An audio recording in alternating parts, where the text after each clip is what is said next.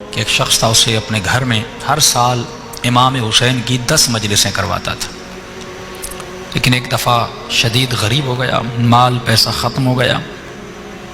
اس نے اپنی بیوی کو کہا کہ آپ کے پاس کچھ سونا کچھ بچا ہے، بیچیں، امام حسین کی مجلس کروائیں۔ کہا نہیں، کچھ بھی نہیں بچا۔ تو انہوں نے اپنی زوجہ کو کہا کہ ایک راستہ ہے کہ ہم حسین کی مجلس کروا سکیں۔ کہا کون سا راستہ؟ بردہ فروشوں کا زمانہ تھا۔ انہوں نے کہا اللہ نے ہمیں ایک بیٹا دیا ہے، اگر اجازت ہو اس بیٹے کو بردہ فروشوں کی بازار میں بیچ کے آؤں، ان پیسوں سے حسین ابن علی کی مجلس کروائیں۔ فرمایا اس ماں کی آنکھیں بھر آئیں۔ کہا کہ آپ یہ بھی کوئی پوچھنے کی بات ہے؟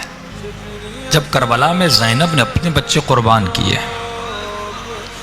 اس ذکر کو بچانے کے لیے چپا چپا کونا کونا بی بی نے تازیانے کھائے، زندانوں کی اذیتیں برداشت کی، میرا بیٹا کیا ہے، لے جاؤ۔ یہ اپنے بیٹے کو لے گیا، کہتا ہے میں نے ذہن میں قیمت بنائی تھی کہ اتنے میں اپنے بیٹے کو بیچوں گا، کسی نے میری قیمت ادا نہیں کی۔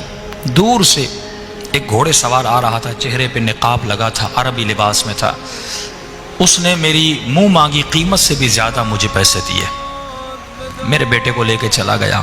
کہ راستے میں جب گھر کی طرف جا رہا تھا، بیٹا یاد آ رہا تھا اور آنکھوں سے آنسو بھی بہہ رہے تھے، لیکن میں اپنے خیال کو کربلا کی طرف لے جا رہا تھا۔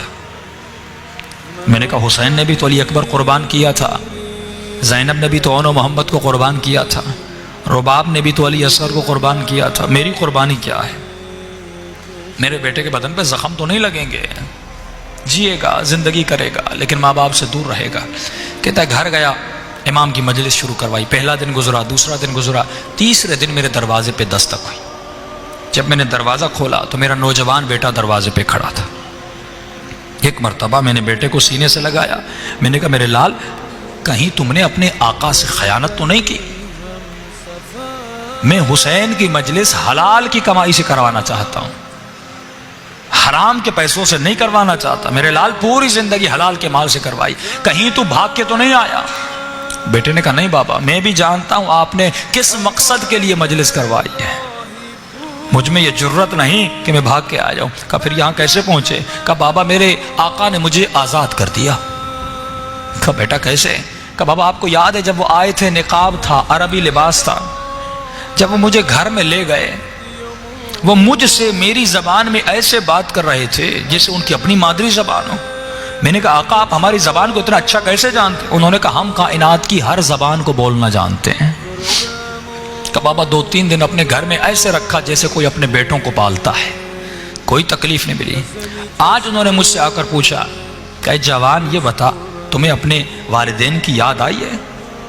میں نے کہا آقا یاد تو آئی ہے، لیکن انہوں نے مجھے بڑے عظیم مقصد کے لیے بیچا ہے، میں واپس نہیں جاؤں گا۔